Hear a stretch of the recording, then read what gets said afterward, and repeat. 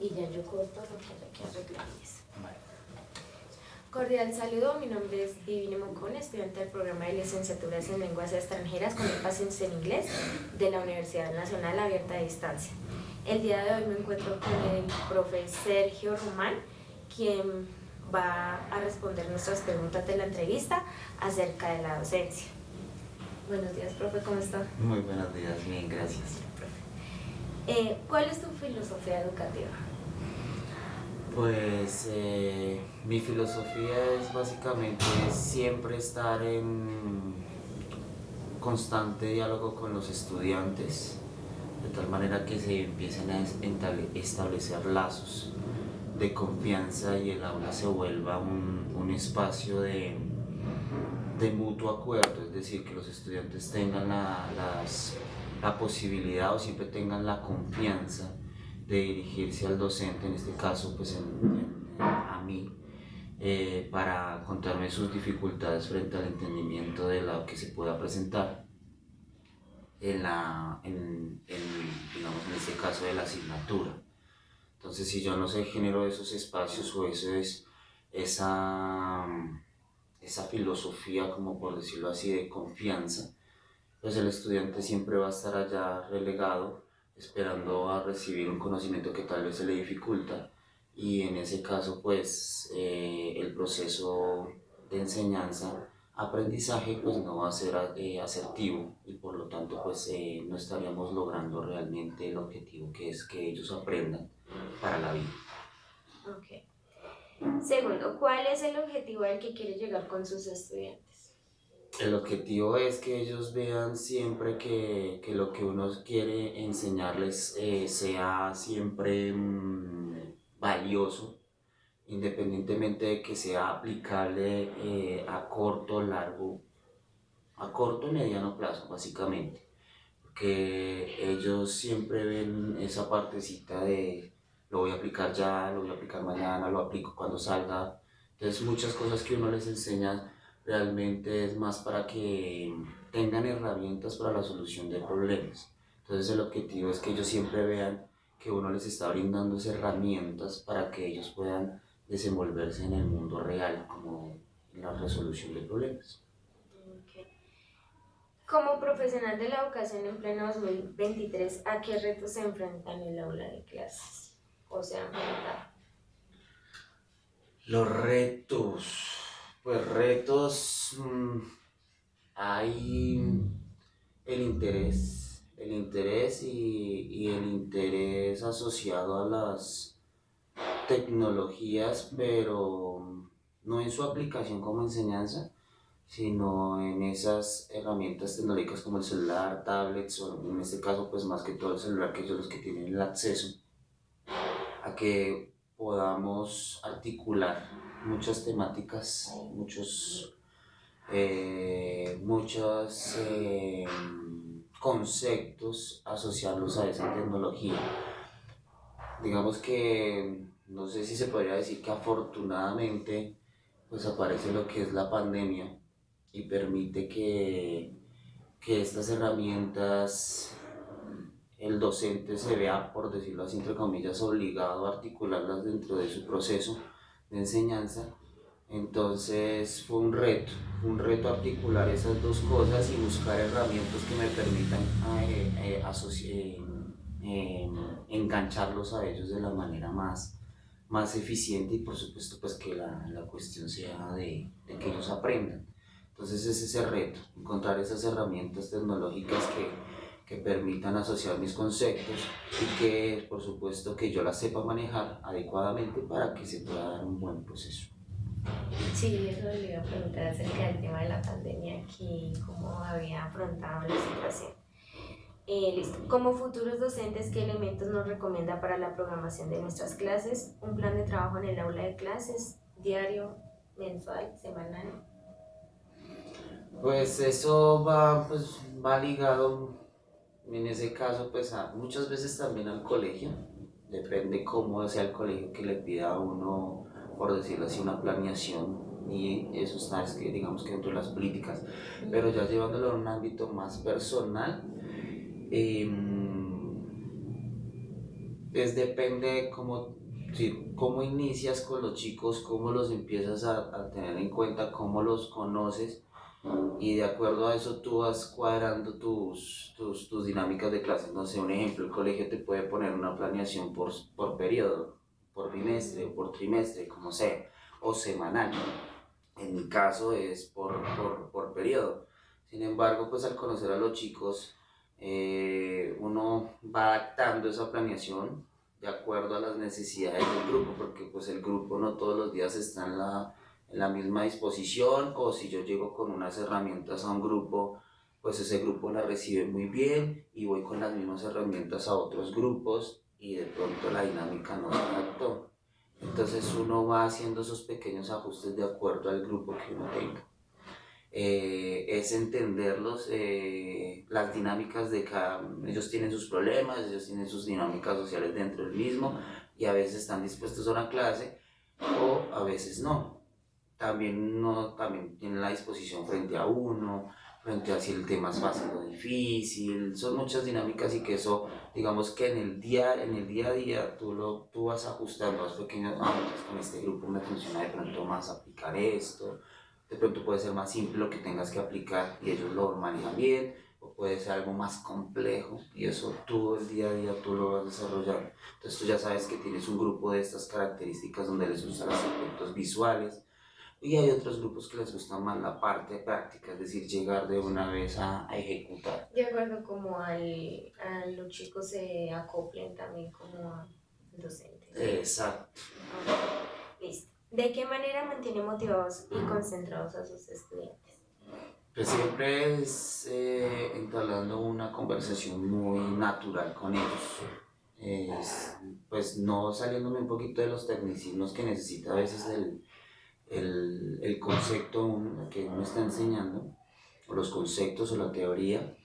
Es siempre un lenguaje muy, no muy parecido, por supuesto que ellos tienen un lenguaje diferente, pero sí un lenguaje muy natural, muy fluido, muy dado a la confianza. Es decir, a veces utilizar analogías a la hora de enseñar un concepto, entablar un poquito, romper el hielo con un comentario que pueda hacer reír en el aula, hacer chistes, muchas cosas, es decir, de tal manera que el lenguaje no se vuelva plano, sino que haya unas ciertas variaciones en cuanto al diálogo con ellos. Porque si se plantea un diálogo plano en la hora de enseñar algo, pues la clase va a ser aburrida tanto para ellos y como para uno como docente. Entonces es simplemente hablar un lenguaje muy natural, en cierta medida lo coloquial también para mantener siempre ese contacto visual con ellos y pues que ellos estén siempre pendientes a lo que uno va a decir. Ok. ¿Se ha enfrentado a cuestionamientos por temáticas que los estudiantes consideran poco aportantes para sus vidas?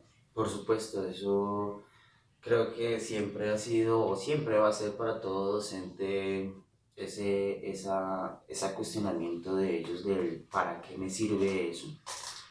En muchas ocasiones pues he tenido que, digamos, antes de iniciar una temática, mostrarles siempre para qué les va a servir antes de, o sea, no empiezo sin antes de mencionarles para qué les puede servir. Entonces, cuando yo dejo claro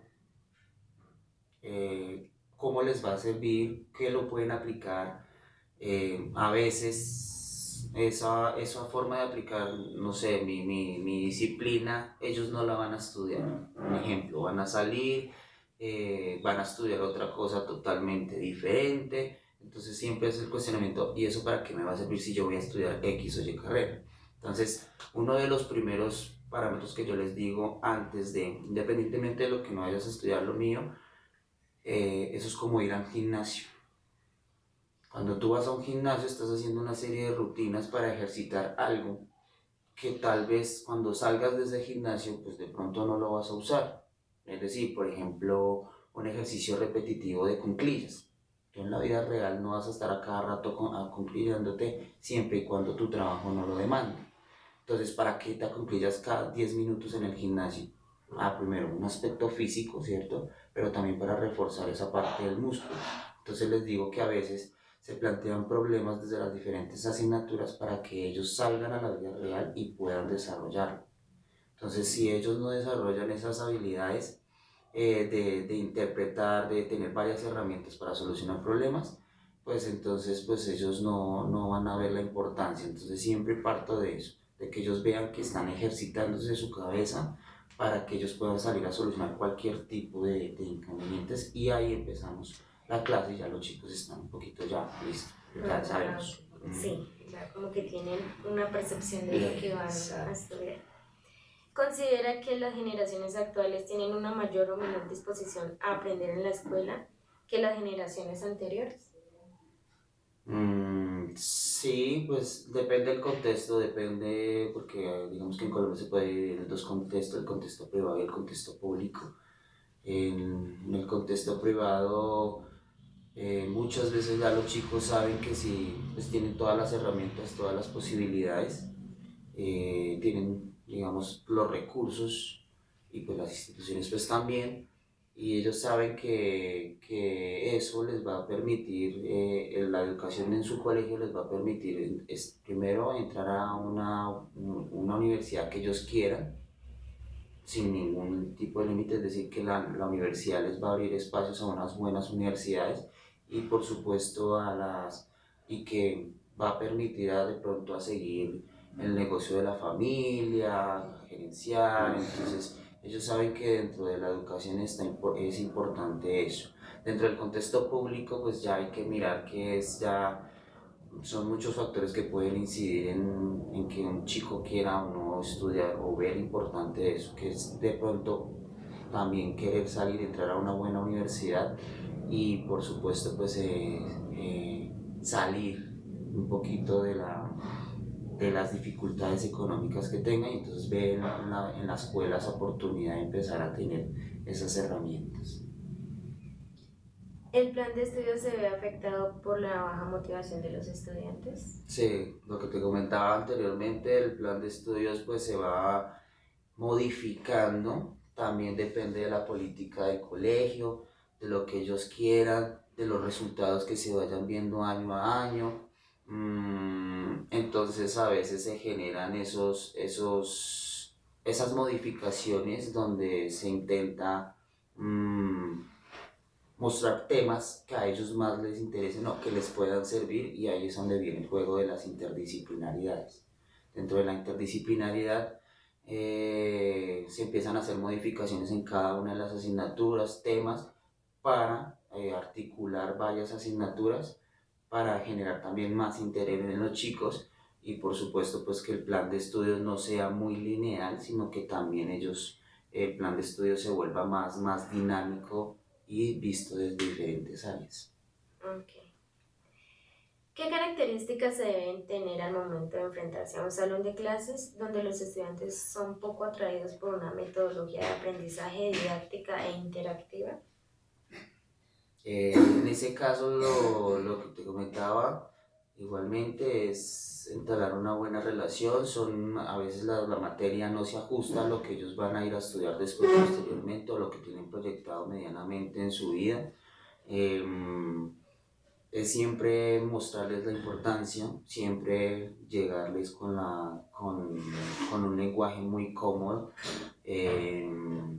y por supuesto siempre mostrarles antes de iniciar la importancia, las necesidades de entender, de aprender, de tener siempre esa curiosidad por el mundo que los rodea, y por supuesto del cuidado del mismo.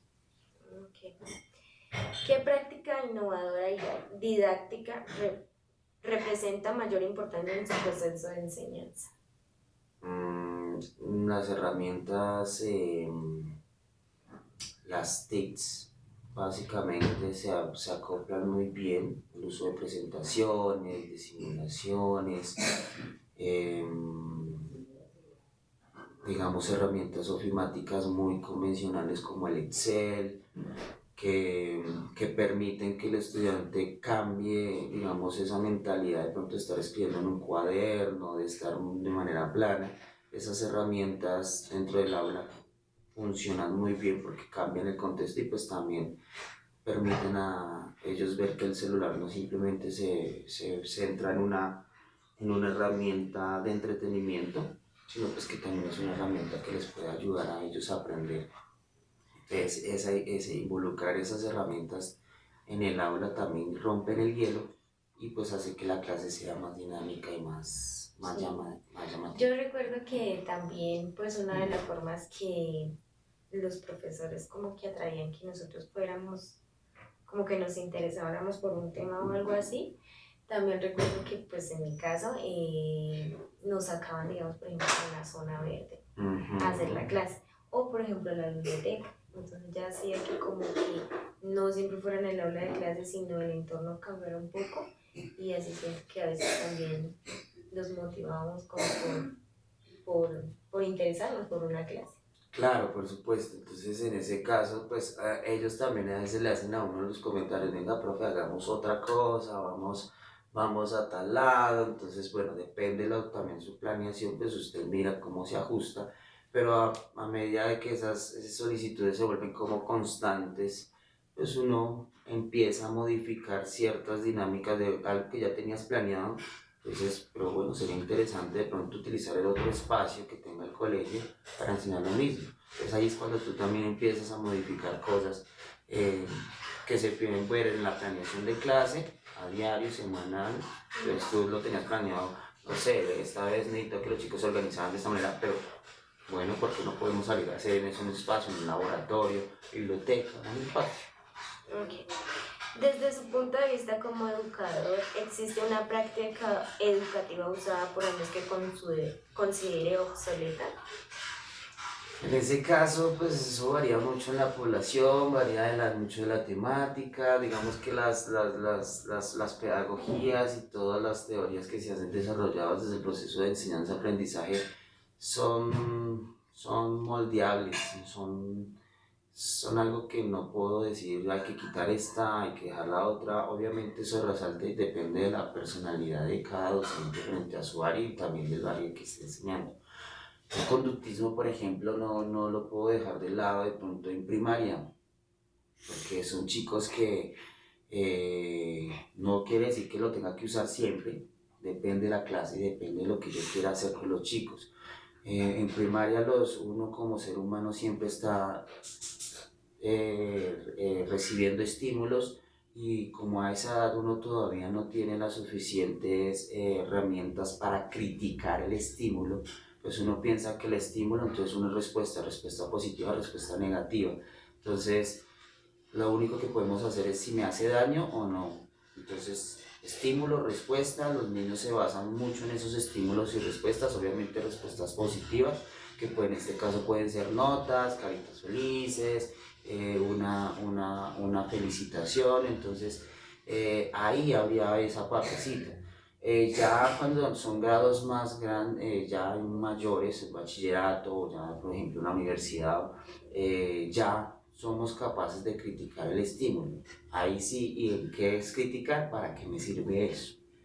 Entonces ahí es cuando entran otras herramientas pedagógicas, otras filosofías filosóficas, otras teorías de la pedagogía donde tú ya tienes que empezar a entablar y ya darle un significado a eso con lo que hablan del constructivismo. Entonces tú ya empiezas a buscar otras herramientas, todo depende. Creo que de las ambas teorías, digamos que un constructivismo o un conductismo, no puedo dejarlo de lado dependiendo del contexto, dependiendo de la temática. Entonces no es deseable, no, sí hay que quitar cosas, pero no del todo. Cosas como siempre mantener la parte memorística, que no haya crítica frente a lo que uno diga, que los chicos no sean capaces de reflexionar, no sean reflexivos. Entonces eso no se puede ya tolerar, que uno simplemente se para, les da el conocimiento, ellos aplican y listo. Sí hay cosas que va uno modificando, pero digamos como esa parte de estímulo-respuesta rápida, eso es algo muy innato, muy natural, que de todas maneras se puede seguir usando, obviamente con todo un proceso de reflexión frente a, bueno, estímulo-respuesta, pero no todo el mundo siempre es estímulo-respuesta, ya después hay que llegar a criticar ese estímulo, ¿me hace bien? ¿Me hace mal? ¿Para qué me sirve? Ok, sí, lo otro que las generaciones están en constante transformación, entonces sí sería muy raro pues que siempre se mantuviera como un estilo de aprendizaje igual que el de antes, porque pues igual la tecnología también ha llegado y también se ha involucrado en la educación. Claro, entonces no me puedo quedar ahí en esa partecita de como antes que nos contaban los papás, hasta uno que alcanzó pues, a vivir ese proceso de donde ustedes tenían que estar mirando al profesor mientras él está hablando, y entonces si yo volteo a mirar a otro lado, pues entonces ahí había un castigo, que puede ser un llamado de atención o hasta a veces físico, como se mencionaba antes, y ya no había un momento de profe. Y bueno, y eso entonces ¿dónde lo aplicamos, profe? Y entonces, porque donde se generaran ese tipo de preguntas sería cuestionamiento al profesor o falta de respeto.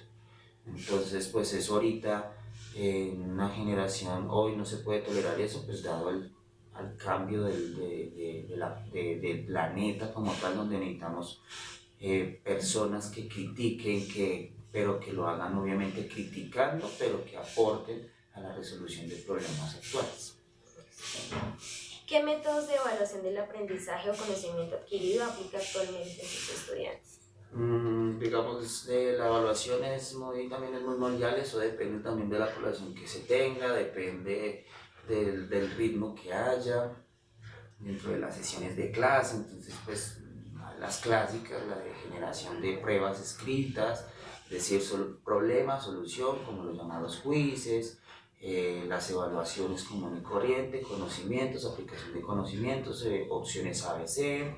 La otra es también evaluación oral por medio de exposiciones, eh,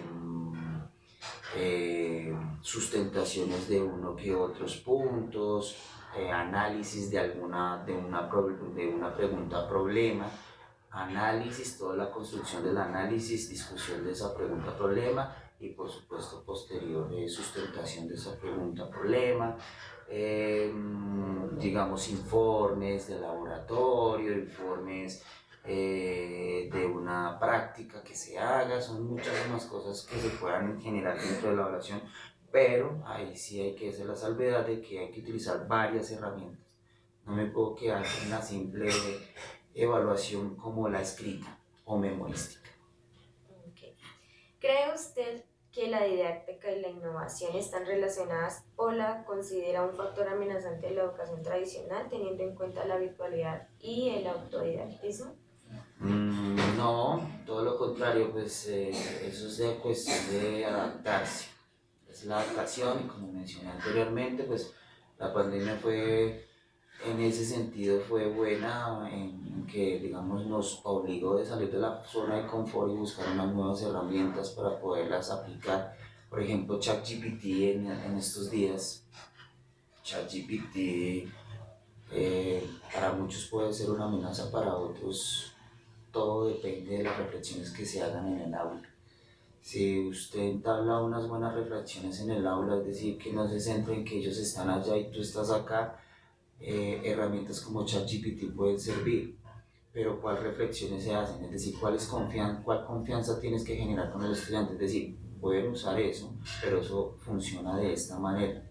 Es decir, no todo lo que está ahí es real, hay que saberlo criticar, hay que saberlo analizar, y para poder criticar, analizar, hay que tener un conocimiento previo. Porque tú no puedes dejarle el conocimiento al chat GPT, preguntarle algo y creer que eso totalmente es cierto.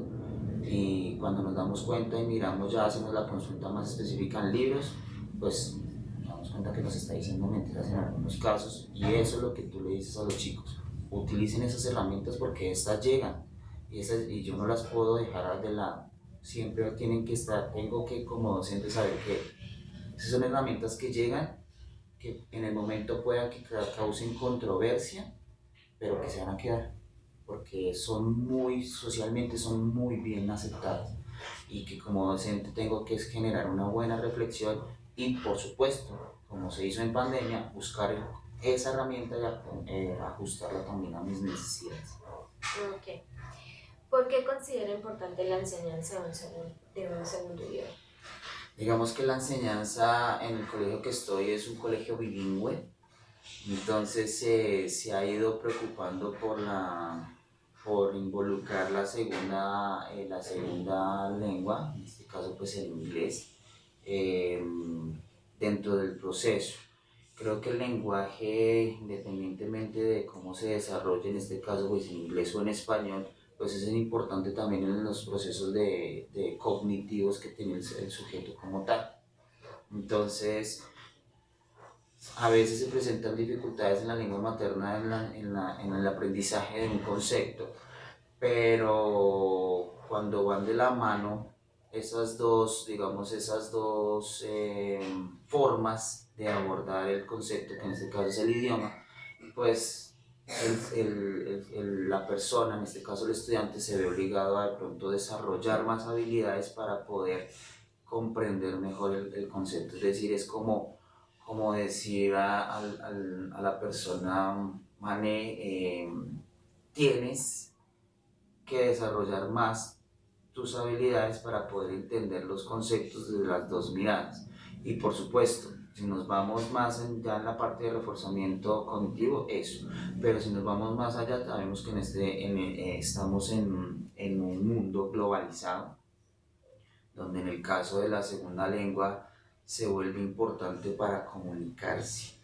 Entonces, puedes saber mucho de una cierta temática, pero si no tienes la posibilidad de comunicarte en otro idioma, pues a veces ese conocimiento se puede ver truncado y pues no eres capaz de pronto de trascender en las fronteras de tu país y en ese caso pues de pronto adquirir más conocimiento y por supuesto pues tratar también tu conocimiento a otras culturas.